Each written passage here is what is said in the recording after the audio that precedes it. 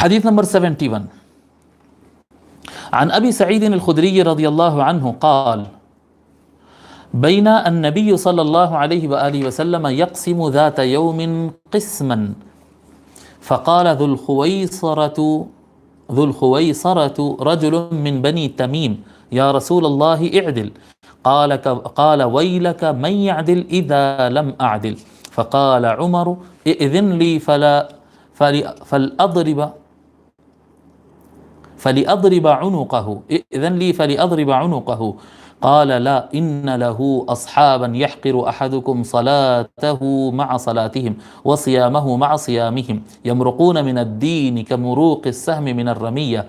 ينظر إلى نصله فلا يوجد فيه شيء ثم ينظر إلى رصافه فلا يوجد فيه شيء ثم ينظر إلى نضيه فلا يوجد فيه شيء ثم ينظر إلى قذذه فلا يوجد فيه شيء قد سبق الفرث والدم يخرجون على حين فرقة من الناس آيتهم رجل إحدى يديه مثل ثدي المرأة أو مثل البضعة تدردر قال أبو سعيد أشهد لسمعته من النبي صلى الله عليه وآله وسلم وأشهد أني كنت مع علي حين قاتلهم فالتمس في القتلى فأتي به على النعت الذي نعت النبي صلى الله عليه وآله وسلم متفق عليه۔ حضرت ابو سعید خدری رضی اللہ تعالیٰ روایت فرماتے ہیں کہ اس درمیان کے نبی اکرم صلی اللہ علیہ وآلہ وسلم مال تقسیم کر رہے تھے، ایک دن مال تقسیم کر رہے تھے۔ اس دوران ایک شخص جس کا نام ہے ذو الخویصرہ رجل من بنی تمیم، یہ بنو تمیم خاندان کا ایک آدمی ہے۔ یہ آدمی کے بارے میں تھوڑا سا میں آپ کو بتا دیتا ہوں۔ ذو الخویصرہ یہ ایک آدمی ہے، یعنی کیا کہتے ہیں، حضور صلی اللہ علیہ وآلہ وسلم کے شان میں یہ شخص گستاخی کیا۔ یہ بنو تمیم خاندان کا آدمی ہے جی۔ اس کا نام ہے عبداللہ، یعنی بعض لوگ کہے کہ اس کا نام عبداللہ ہے، نام اس کا ذو الخویصرہ مشہور نام ہے اس کا، ٹھیک ہے۔ اصل نام اس کا ہے حرقوس، اصل نام حرقوس ہے، مشہور ذو الخویصرہ کے نام سے حرقوس بن زہیر۔ حرقوس یہ راوی نہیں ہے، آپ حضرات کہیں راوی کے لسٹ میں لکھ لیں گے، راوی نہیں ہے یہ بیچ کہانی میں آیا سو آدمی ہے، بیچ سٹوری میں آیا سو آدمی ہے، بیچ حدیث شریف میں واقعے کے بیچ میں آیا سو ہے، لیکن خصوصیت یہ ہے کہ یہ پوری حدیث اس کے اوپر ڈیپینڈ ہے، اس لیے لکھا رہا ہوں، اور آگے بھی کچھ بات سمجھانا ہے۔ ذو الخویصرہ جی، نام اس کا ہے حرقوس بن زہیر التمیمی، حرقوس بن زہیر التمیمی، تیمی نہیں، ہم شروع میں تیمی بھی لکھائے ہیں، بنو تیم ایک ہے جس میں ایک میم ہے، ٹھیک ہے۔ بنو تیم الگ لوگ ہیں، بنو تیم حضرت سیدنا ابو بکر صدیق رضی اللہ تعالیٰ عنہ کا خاندان، یہ التمیمی ہے، یہ نجد کا ایک خاندان ہے، نجد کا ایک خاندان ہے، ٹھیک ہے۔ آگے پھر یہ آدمی کے بارے میں اور کچھ بتاؤں گا۔ تو یہ ذو الخویصرہ التمیمی، وہ شخص اٹھ کر کھڑا ہوا اور کہنے لگا یا رسول اللہ اعدل، اے اللہ کے رسول انصاف کرو، یعنی اس کو لگا کہ حضور یہ جو تقسیم کر رہے ہیں یہ انصاف نہیں ہو رہا، عدل نہیں ہو رہا۔ فرمایا، وہ کہنے لگا یا رسول اللہ اعدل، اے اللہ کے رسول انصاف کرو۔ قال ویلک ومن یعدل اذا لم اعدل، حضور صلی اللہ علیہ وسلم نے فرمایا تجھے تیری ہلاکت ہو، اگر میں انصاف نہیں کروں گا تو پھر انصاف کون کرے گا؟ فقال عمر، حضرت عمر رضی اللہ تعالیٰ نے عرض کیا اذن لی فلأضرب عنقہ، یا رسول اللہ اجازت دیجئے میں اس کی گردن مار دیتا ہوں۔ فلأضرب عنقہ، لام زبر سے ہونا تھا، وہاں پر جزم سے آ گیا، کتاب میں تو مجھے اتنا کنفیوز کر رہا ہے وہ لفظ۔ فلأضرب عنقہ، آپ اجازت دیجئے میں اس کی گردن مار دیتا ہوں۔ قال لا، حضور صلی اللہ علیہ وسلم فرمائے نہیں ماننا۔ ان لہ اصحابا، یاد رکھو عمر بے شک اس کے اور ساتھی بھی ہے، یہ اکیلا نہیں ہے، یہ اس کے اور ساتھی بھی ہے۔ یحقر احدکم صلاتہ مع صلاتہم،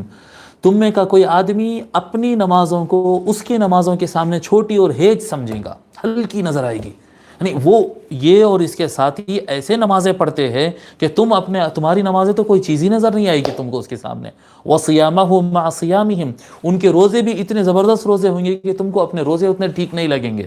ہمارے روزے ہلکے لگیں گے ان کے روزوں کے سامنے، ہماری نمازیں ہلکی لگیں گی ان کی نمازوں کے سامنے۔ یمرقون من الدین کمروق السهم من الرمیہ، فرماتے آقا صلی اللہ علیہ وآلہ وسلم وہ دین سے ایسے نکل جائیں گے جیسا شکار کے اندر سے تیر آر پار نکل جاتا ہے۔ پھر فرماتے ہیں، ڈیٹیل فرماتے آقا صلی اللہ علیہ وسلم، جب تیر نکل جاتا ہے، جب تیر شکار میں سے نکل جاتا ہے تو تھوڑا تو خون وون لگ کے جاتا نا، خون گوشت کچھ تو لگتا اس کو تیر سے آگے، مگر بعض تیر اتنے فاسٹ ہوتے ہیں اور اتنی صفائی سے نکلتے ہیں، تو فرماتے ہیں وہ ایسے تیر کی طرح نکلتے ہیں جو شکار میں سے اس طرح سے نکلنے والا تیر، ينظر الى نصله فلا يوجد فيه شيء، اگر وہ تیر کی جو سامنے کی نوک ہے نا اس کو اگر دیکھیں گے تو اس پر کچھ بھی لگا ہوا نہیں ہوگا، ٹھیک ہے۔ ثم ينظر الى رصافه فلا يوجد فيه شيء، تیر اس طرح سے تھا نا ایرو، یہ ایرو کی نوک ہوتی ہے اس طرح سے، اگر اس کا پچھلا حصہ دیکھیں گے تو اگر سپیڈ سے نکل گیا تو کچھ یہاں تو جم جائے گا نیزے کے پچھلے حصے میں، اس کی نوک کے پیچھے کے حصے میں۔ حضور صلی اللہ علیہ وسلم فرماتے ہیں وہ نیزے کے نوک کے پیچھے، نیزے کے پیچھے حصے میں اگر دیکھیں گے تو وہاں پر بھی بالکل کچھ نہیں ملے گا، وہاں پر بھی صاف ہوگا۔ پھر فرماتے ہیں ثم ينظر الى نضيه فلا يوجد فيه شيء، پھر وہ ایرو کی جو لکڑی ہوتی ہے اس طرح سے، یہ سامنے اس طرح سے تیر ہوگا، بیچ میں لکڑی ہوگی، حضور صلی اللہ علیہ وسلم فرماتے ہیں کیا کہتے ہیں نضیہ، اس کی بیچ کی لکڑی کو بھی دیکھیں گے تو وہاں پر بھی کچھ لگا ہوا نہیں ہے۔ پھر فرماتے ہیں ثم ينظر الى قدته، پھر اس کے پیچھے جو آخری میں پر ہوتے ہیں، پر لگاتے ہیں تاکہ تیر ایسے ایسے نہ ہٹے، تو بیچ میں ایک لاسٹ میں اس کے پر لگاتے ہیں، تو فرماتے ہیں کہ آخری کے اگر پر کے حصوں کو دیکھیں گے تو وہاں پر بھی کچھ بھی لگا ہوا نہیں رہے گا، اتنی صفائی سے آر پار ہوگا جیسا کہ کیا کہتے ہیں شکار کو ٹچ ہی نہیں کیا، اس طرح سے صفائی سے آر پار ہو جاتا ہے۔ فرماتے ہیں کہ اس کے پروں میں بھی کچھ نہیں ملتا، ایسے نکل جائیں گے دین کے اندر سے، یعنی دین میں یہ داخل ہوں گے، قرآن پڑھیں گے، نماز پڑھیں گے، روزے رکھیں گے، داڑھیے رکھیں گے، پاجامے اور کیا کہتے ہیں شلوار اور اپنے تہبند کو اونچے اونچے کریں گے اور دین کی خوب بات کریں گے، عدل و انصاف اور تقوی کی بات کریں گے، لیکن یہ دین سے ایسے نکل جائیں گے کہ تن کا برابر بھی ان کو دین کا کوئی حصہ نہیں ملے گا، کچھ نہیں ملے گا ان کو۔ پھر فرماتے ہیں قد سبق الفرث والدم، وہ تیر کیا کہتے ہیں گوبر اور خون دونوں کے آر پار ہو گیا، نکل گیا بس۔ یخرجون علی حین فرقۃ من الناس، یہ لوگ اس وقت قوت سے نکلیں گے، اٹھیں گے اور ابھریں گے جب لوگوں میں تفرقہ ہوگا، جب فتنہ ہوگا نا، لوگوں میں دراڑیں پڑتی ہے، یہ پوری قوت کے ساتھ اٹھتے ہیں اور لوگوں کو یعنی تکفیر کرتے ہیں، یہ کافر وہ کافر، اور فرقہ واریت کو بہت قوت سے یہ پھیلا دیتے ہیں، لوگوں کو ٹکڑوں میں بانٹ دیتے ہیں، سیکٹس میں بانٹ دیتے ہیں جی۔ على حين فرقة من الناس آيتهم رجل احدى يديه مثل ثدي المرأة او مثل البضعة تدردر، فرماتے ان کی نشانی یہ ہوگی کہ ان کی جماعت میں، اس زمانے میں جو نشانی تھی ذوالخویسرہ کی جماعت میں، فرماتے ان کی نشانی یہ ہے کہ ان کی جماعت میں ایک آدمی ہوگا جس کے ہاتھ پر گوشت کا ایک لوتھڑا ایسے لٹکتا رہے، گوشت کا ایک ٹکڑا رہے گا ایسا تھل تھل ہلنے والا جی، حرکت کرنے والا، گوشت کا ایک ایکسٹرا ٹکڑا اس کے ہاتھ پر لٹکا ہوا رہے گا۔ قال ابو سعید، حضرت ابو سعید خدری رضی اللہ تعالیٰ عنہ فرماتے ہیں اشہد لسمعتہ من النبی صلی اللہ علیہ وآلہ وسلم، فرماتے ہیں میں گواہی دیتا ہوں یہ باتیں میں رسول اکرم صلی اللہ علیہ وآلہ وسلم سے سنا، اور یہ گوشت کا لوتھڑا اس کے ہاتھ پہ لٹکے گا یہ بھی میں نے سنا۔ واشہد انی کنت مع علی حین قاتلہم، اور میں گواہی دیتا ہوں کہ میں علی، مولا علی کے ساتھ تھا اس وقت جب مولا علی ان خارجیوں کے ساتھ، ان خوارج کے ساتھ جب مولا علی جنگ کیے جی۔ فَالْتُمِسَ فِي الْقَتْلَى، جب ہم ان کو شکست دے دیے، اس کے بعد اس کو جب لاشوں کے درمیان میں سے ڈھونڈا گیا کہ ہے دیکھو ہم صحیح جماعت کو مارے یا غلط مار دے، دیکھو وہ گوشت کا لوتھڑے والا ہے کیا نہیں ہے ہاتھ پر۔ فَالْتُمِسَ فِي الْقَتْلَى، لاشوں کے درمیان جب ڈھونڈا گیا، فَأُتِيَ بِهِ عَلَى النَّعْتِ الَّذِي نَعَتَ النَّبِيُّ صلی اللہ علیہ وآلہ وسلم، جب اس کو اٹھا کے لایا گیا تو ہم نے دیکھا کہ بالکل اسی طرح جو حضور نشانی بتائے تھے کہ وہ ہاتھ پر اس کے لوتھڑا تھا، وہ گوشت کا ہل رہا تھا۔ میں یہ اس کو جنگ نہروان کہتے ہیں، نہروان جو جنگ مولا علی کی جنگوں میں آخری بڑی جنگ رہی ہے مولا علی کی، پہلی جنگ جمل تھی، پھر صفین تھی، پھر نہروان تیسری جنگ۔ تو یہ جو جنگ نہروان ہے اس کے واقعات میں ان دیگر کتابوں میں بھی پڑھا، یعنی صحابہ کرام جو مولا علی کے ساتھ تھے وہ کہتے ہیں یہ جو اوپر بیان کیے نا کہ یہ قرآن ایسا پڑھتے، نماز ایسا پڑھتے، روزے ایسا رکھتے، تو فرماتے صحابہ کرام ہم فجر کے ساتھ پہنچے تھے ان سے لڑنے کے لیے، جب مولا علی کا حکم ہوا چلو کیا کہتے خوارج کو ختم کرتے، یہ باغیوں کو، ریبلز کو، یہ ہتھیار اٹھا لیے تھے، یہ ہتھیار اٹھا لیے تھے اور نہروان کے علاقے کو یہ قبضہ کر چکے تھے، اور کیا کہتے ہیں اسٹرگل ان کا شروع ہو چکا تھا، آرمڈ اسٹرگل، ہتھیار کے ساتھ ان کا جد و جہد، مسلح جد و جہد شروع ہو گیا تھا۔ تو مولا علی حاکم تھے، اس وقت کے امیر المؤمنین تھے، آپ کا آرڈر ہوا۔ صحابہ کرام کہتے ہیں جب ہم ان کے پاس پہنچے فجر کی نماز کے فوراً بعد، اجالا ہوا اور ہم وہاں پر پہنچے میدان جنگ میں، تو ہم دیکھ رہے تھے کہ یہ لوگ سارے کے سارے، مختلف روایات ہے، ان کی تعداد 2000 تھی یا ان کی تعداد 4000 تھی، الگ الگ روایتیں، چلو 2000 مان کے چلو۔ ہم نے دیکھا کہ سارا مجمع، ان کے جتنے لوگ ہیں سب کے سب فجر کی نماز کے بعد بیٹھ کر ایک ساتھ قرآن پڑھ رہے تھے۔ صحابہ کرام، یعنی میں بعض صحابہ کی روایتیں پڑھا، صحابہ کرام یہ کہنے لگے کہ جب ہم یہ سین دیکھے، یہ منظر دیکھے، تلوار وغیرہ کے ساتھ ہم جنگ کے لیے آئے اور سب کے سب قرآن پڑھ رہے ہیں، ایک بھن بھنا سے ایسا گونج کی آواز آ رہی تھی قرآن پڑھنے کی، ہمارے گھٹنے اور کونیاں کانپنا شروع ہو گئے تھے کہ ایسا فجر کی نماز پڑھ کے قرآن پڑھتے بیٹھے سے لوگ کو ہم کو قتل کرنا ہے، ایسا کیسے ہو سکتا ہے؟ اور مولا علی سے وہ بار بار عرض کرتے کہ اے مولا علی، یعنی ہم صحیح جا رہے ہیں، ہم صحیح جا رہے ہیں، قرآن پڑھنے والوں کو مارنا ہے، نماز پڑھنے والوں کو مارنا ہے، آپ سوچتے رہے۔ مولا علی ایک ہی جملہ کہتے بس چلو، بس چلو، میرا حکم ہے، بس مارو۔ تو اس کے بعد جب اٹیک ہوا اور جنگ ہوئی اور سب کو ختم کیا گیا، اور صحابہ کہتے کہ ہم ہیبت میں تھے اور لاشوں میں ہم ڈھونڈ رہے تھے، جب ان کو سب کو مار دیا گیا اس میں سے چند لوگ بچ گئے تھے، تقریباً پورے مار دیے گئے تھے، چند لوگ بچ کے بھاگنے میں کامیاب ہو گئے تھے۔ جب لاشوں کو اٹھائے اور وہ ہاتھ والا ملا جس کے ہاتھ پر وہ گوشت کا لوتھڑا لٹک رہا تھا، وہ ہاتھ والا ملا، تب صحابہ کہتے ہم کو سکون، ہمارے دل و دماغ کو سکون آیا اور ہم نے مان لیا کہ واقعتاً ہم سب سے زیادہ مولا علی صحیح جاننے والے ہیں۔ یعنی ہماری نظر میں تو وہ قرآن پڑھنے والے تھے، لیکن مولا علی جانتے تھے کہ یہ پڑھ رہے ہیں قرآن لیکن ہے کافر، یہ ہے خوارج، یہ دین سے نکل چکے ہیں، یہ دین سے نکل چکے، یہ مولا علی جانتے تھے۔ ہم تو نمازوں کو دیکھ کر دھوکہ کھا گئے تھے، ہم تو قرآن کو دیکھ کر دھوکہ کھا گئے تھے۔ بہرحال یہ حدیث، ہاں میں اس میں جو بات عرض کرنا چاہ رہا تھا، یہ تو حدیث کی تفصیل تو ہو گئی۔ اب یہ ذوالخویسرہ حرقوس بن زہیر التمیمی، اس کے بارے میں کچھ اور باتیں بتانا تھا۔ یہ شخص بھی حضور صلی اللہ علیہ وآلہ وسلم کے زمانے میں کلمہ پڑھ لیا تھا اور حضور صلی اللہ علیہ وآلہ وسلم کے ساتھ کچھ وقت بھی بتایا تھا، جی، اور وہ حضور صلی اللہ علیہ وسلم کے ساتھ اس طرح سے بدتمیزی بھی کیا ہے، گستاخی بھی کیا، یعنی وہ کلمہ تو پڑھتا تھا، نماز بھی پڑھتا تھا، قرآن بھی پڑھتا تھا، لیکن صحابہ کی نظر میں یہ منافق تھا، یہ منافق تھا، کیونکہ یعنی ایمان والا کوئی حضور کے ساتھ ایسی بدتمیزی معاذ اللہ نہیں کر سکتا۔ لیکن جس وقت حضور صلی اللہ علیہ وسلم منع کر دیے کہ اب اس کو قتل مت کرو، جب حضور صلی اللہ علیہ وسلم منع کر دیے تو پھر اس کے بعد قتل نہیں ہوا، اس کے ساتھ کچھ اور واقعہ ہوا، وہ آگے کے احادیث میں آئے گا کیا ہوا اس کے ساتھ۔ بعد کے زمانے میں جب حضرت سیدنا عمر بن خطاب رضی اللہ عنہ کا زمانہ آیا، ان کی حکومت کا زمانہ آیا، اور کچھ جگہوں پر کسی جنگ میں مسلمانوں کو غالباً نہاوند کے علاقے میں فتوحات میں، بہرحال اسلامی مسلمانوں کا لشکر کہیں جنگ کر رہا تھا، وہاں پر مسلمان فوج کو تھوڑی سی ضرورت پڑ گئی، آدمی کم پڑ گئے وہاں پر، تو یہاں پر بول بھی جائے تھے کہ بھئی ہم کو اور چاہیے، اور افراد چاہیے۔ تو حضرت عمر رضی اللہ تعالیٰ عنہ کے زمانے میں پھر مسلمانوں کی لشکر میں ایز اے لیڈر ذوالخویسرہ التمیمی کو آرمی چیف بنا کر، ایک بٹالین کا چیف بنا کر پھر مسلمانوں کو رسد بھیجی گئی تھی، یعنی سپورٹ کے لیے آرمی بھیجا گیا تھا۔